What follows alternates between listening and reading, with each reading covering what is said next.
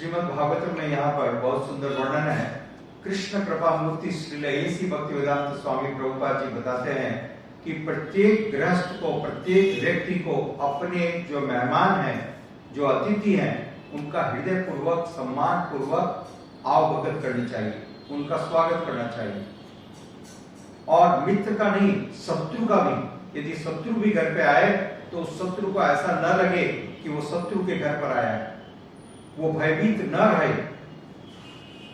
और यहाँ पर वर्णन है, जब विदुर महाराज तीर्थ यात्रा से वापस लौटे, कुरुक्षेत्र का युद्ध समाप्त हो गया, तो युधिष्ठिर महाराज ने विदुर महाराज का हार्दिक स्वागत किया और सारे परिवार के सदस्य आ गए और सब ने आकर के विदुर महाराज का कुशल क्षेम पूजा, उनकी सेवा करने लगे।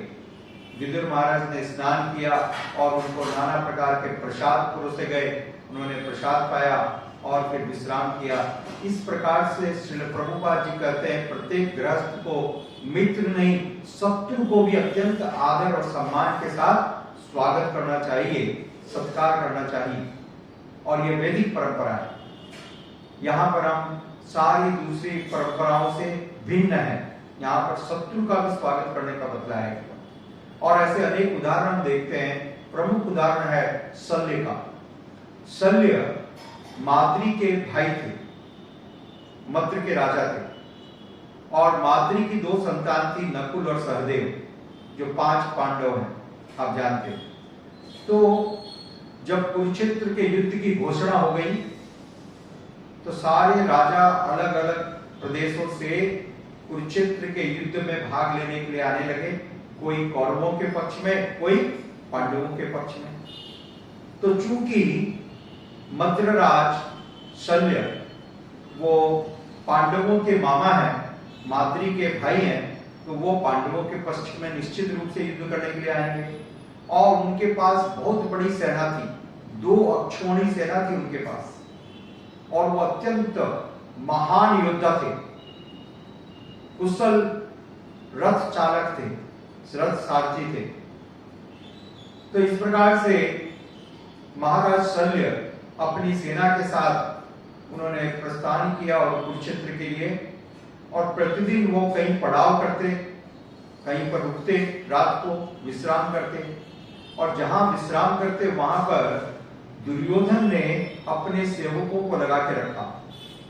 वो सेवक उनके लिए अत्यंत सुंदर व्यवस्था करते, अद्भुत व्यवस्था करते, और बहुत सुंदर प्रसाद, स्वादिष्ट प्रसाद की व्यवस्था करते।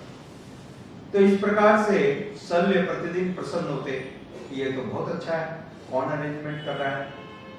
और कुछ दिनों के बाद उन्होंने सोचा, निश्चित रूप से ये युधिष्ठिर महाराज कर रहे होंगे, क्योंकि मेरे भांजे हैं और उनको मालूम है कि मैं आ रहा हूं।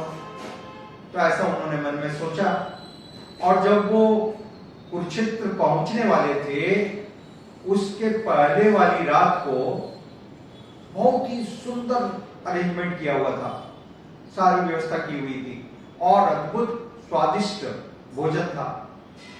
तो जिसको खा करके वो बहुत ही प्रसन्न हो गए, और उन्होंने उन सेवकों को पूछा, किसने यह सारी व्यवस्था की है, मैं उससे बड़ा प्रसन्न हूं, ये तो बहुत अच्छी है, मैं वरदान देना चाहता हूं। और जब उन्होंने ऐसा कहा, पर्दे के पीछे छुपा हुआ दुर्योधन सामने आ गया। मामा जी, ये तो मैं हूं। वास्तविक रूप से वो उसके भी मामा हुए हैं। तो शल्य तो अपने वचन में बद्ध थे। तो उन्होंने पूछा दुर्योधन से, क्या चाहते हो? और दुर्योधन ने उनसे यह आश्वासन लिया कि आप मेरे पक्ष में युद्ध करोगे, आपकी 2 अक्षौणी सेना के साथ, सेना भी और आप भी। तो शल्य अब अपनी बात से तो पीछे नहीं मुकर सकते हैं। तो शल्य ने कहा, ठीक है, मैं तुम्हारे पक्ष में युद्ध करूंगा, मेरा शरीर तुम्हारे साथ है, परंतु मेरी जुबान को आप नियंत्रित नहीं करोगे, ये शर्त है। मैं जो चाहे वो बोल सकता हूं। तो दुर्योधन ने सोचा कि इसमें क्या आपत्ति की बात है, ठीक है, कुछ बोल लेंगे, बड़े हैं, मामा है, कुछ डांटेंगे, कुछ कटु शब्द कहेंगे, सुन लूंगा, ये तो फायदे का सौदा है। तो उसने स्वीकार कर लिया, ठीक है। तो इस प्रकार से महाराज शल्य जो इतने शक्तिशाली हैं, बलवान हैं, सारी सेना के साथ कुरुक्षेत्र की युद्ध भूमि में आते आते अंतिम दिन उन्होंने अपना दल बदल दिया और अब वो दुर्योधन के पक्ष में युद्ध करने वाले थे और उन्होंने दुर्योधन के पक्ष में युद्ध किया भी। वो अत्यंत वीर थे। और एक दिन युधिष्ठिर महाराज ने उनसे मंत्रणा की। युधिष्ठिर महाराज उनसे मिले, उनका स्वागत किया और जब युधिष्ठिर महाराज ने सारी परिस्थिति को जाना तो उन्होंने उनको विवश नहीं किया कि आप मेरे पक्ष में युद्ध करो और ये कहा कि ठीक है आप उनके पक्ष में युद्ध करो, परंतु आज नहीं तो कल निश्चित रूप से कर्ण का सारथी आपको बनाया जाएगा और जब कर्ण का सारथी आपको बनाया जाएगा तो आप उसको डिस्करेज करना, हतोत्साहित करना। तो शल्य ने कहा ठीक है। और फिर ऐसा वर्णन है कि महाभारत के युद्ध में 13वें दिन कर्ण का सारथी मारा गया जब कर्ण सेनापति था। तो कर्ण के सारथी के मरने पर फिर दुर्योधन ने सोचा कि अब किसको इसका सारथी बनाओ, सबसे योग्य व्यक्ति चाहिए जो एक्सपर्ट हो, क्योंकि व्यक्ति तभी जीत सकता है जब उसका सारथी अच्छा हो। अर्जुन के सारथी स्वयं भगवान कृष्ण है। तो उन्होंने सारा मंत्रणा करके विचार करके अंत में इस निष्कर्ष में पहुंचा कि महाराज शल्य जैसा अच्छा व्यक्ति कोई नहीं है, सबसे श्रेष्ठ सारथी। तो उन्होंने महाराज शल्य को निवेदन किया कि आप सारथी बन जाओ कर्ण के। तो शल्य सारथी बन तो गए परंतु चाहते नहीं थे। तो शल्य ने कर्ण को बार बार हतोत्साहित किया, उसकी तरफ से युद्ध करते थे और उसको उन्होंने कहा तुम तो सूत पुत्र हो, तुम क्षत्रिय थोड़ी ना हो, तुम्हारे युद्ध में क्या काम है। क्योंकि वास्तविक रूप से कर्ण की माता कुंती ने कर्ण के पैदा होने पर उसको बहा दिया था नदी में, और जब वो नदी में बह के जा रहे थे तो एक व्यक्ति ने जो सारथी है उसने उनको जल से नदी से उठाया। उसका नाम था अतिरथ और अतिरथ की पत्नी का नाम था राधा। इस प्रकार से अतिरथ और राधा ने कर्ण को पाल करके बड़ा किया। इस कारण से कर्ण का एक नाम और है, वो है राधेय। आपने सुना होगा राधेय, ये कारण। तो इस प्रकार से वो उन्होंने उसको बार बार सूत पुत्र कहा, जिससे उसको बड़ा क्रोध आता था, ग्लानि होती थी। जब अर्जुन के साथ उनका घमासान युद्ध हो रहा था तो शल्य ने उनको एक कहानी सुनाई, एक घटना सुनाई। वो डायरेक्टली नहीं बोल रहे थे, इनडायरेक्टली होता है ना परोक्षवाद, किसी को कुछ सुनाना, चार बातें सुनाना। तो शल्य ने कहा देखो एक कहानी याद आ रही है कर्ण ने, क्योंकि कर्ण के साथ ही कर्ण साथ में ही खड़ा हुआ है पीछे। तो कहा सुनाइए क्या बात है मामा जी। बोले देखो एक कौवा था, वो कौवा था, उस कौवे की दुश्मनी बहुत ही अच्छे हंस के साथ हो गई, राजहंस के साथ। तो अब कौवे की दुश्मनी राजहंस के साथ हो गई। कौवे ने राजहंस को चुनौती दे दी और उस कौवे को अलग अलग प्रकार से उड़ने की कला मालूम थी, 100 प्रकार के उड़ने की कलाएं मालूम थी। और उसने चुनौती दे देखो पूरा समुद्र में उड़ करके पार कर लूंगा। और कौवा उड़ने लगा, परंतु बीच समुद्र में पड़कर जाकर के कौवा थक गया और पानी में गिर गया। और फिर वो अपने रक्षा के लिए प्रार्थना करने लगा, लोगों को बुलाने लगा, सारे पक्षियों को आवाज देने लगा। और तब राजहंस वहां पर आया और राजहंस ने उस कौवे को उठा करके अपनी पीठ पर रखा और उड़ते हुए वापस जाकर के उस कौवे को वापस उसके प्रदेश में छोड़ दिया। ये कथा सुनाई, ये कहानी सुनाई इसको, कर्ण को। और इसके बाद कहा कर्ण तुम्हारी स्थिति उसी कौवे के जैसी है। तो इस प्रकार से वो कर्ण को बहुत ही हतोत्साहित करते थे, डिस्करेज करते थे। देखिए सेना में बहुत प्रमुख है, यदि सैनिक उत्साहित रहेंगे, इनकरेज किए जाएंगे, तो वो अपनी शक्ति से 4 गुना भी बढ़ते हैं। ऐसा बहुत वर्णन है भारत और चीन का जब युद्ध हो रहा था, तो एक बहुत ही प्रसिद्ध जिनको की वीर चक्र मिला, जालिम सिंह, ठीक है, तो उन्होंने अकेले इतने सारे चीन के सैनिकों की हत्या की। इसका वर्णन है, उनको वीर चक्र दिया गया। सिर्फ ये कुछ लोग थे, 125 लोग थे और 6000 चीन के सैनिक थे और उनको इन्होंने परास्त किया। तो कैसा उनका मनोबल है इसके ऊपर निर्भर करता है। तो इस शल्य जो है प्रतिदिन कर्ण को हतोत्साहित करते और इस हतोत्साहित करने के कारण क्रोध में आकर के कर्ण की बुद्धि भ्रमित हो जाती है।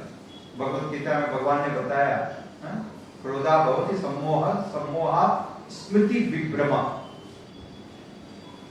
तो जैसा साथ में वर्णन है, और कर्ण को बड़ा गर्व था, कर्ण को बड़ा गर्व था कि मैं परशुराम जी से मैंने शस्त्र विद्या सीखी है और मैं निश्चित रूप से अर्जुन को परास्त करूंगा। इस बात का उसको बड़ा ही मन में संतोष भी था, विश्वास था। परंतु इस प्रकार से कर्ण, जैसा परशुराम जी ने कहा था कि जब जरूरत पड़ेगी तब तुम सारी विद्या को भूल जाओगे, ऐसा उन्होंने श्राप दिया था कर्ण को।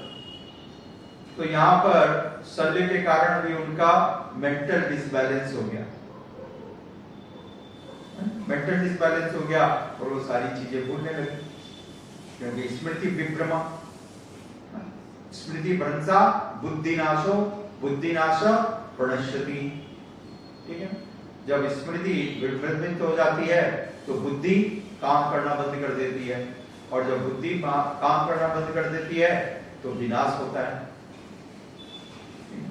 तो इस प्रकार से हम देखते हैं कर्ण के जीवन में, हालांकि उसको इतना, और दूसरा विषय श्रील प्रभुपाद जी लिखते हैं कि कर्ण अपने आप को, कर्ण सोचता था कि अर्जुन के सारथी है भगवान श्री कृष्ण, और दुर्योधन ने सोचा कि मैंने इसका सारथी, इनको शल्य को बना दिया है, शल्य भी इतने निपुण है, इतने एक्सपर्ट है, तो बात बराबर की हो गई। परंतु बात बराबर की नहीं हुई, कोई भी कृष्ण के बराबर का नहीं है। और अर्जुन कृष्ण में पूर्ण विश्वास रखते थे, उन्होंने अपना जीवन उनको सुपुर्द किया था।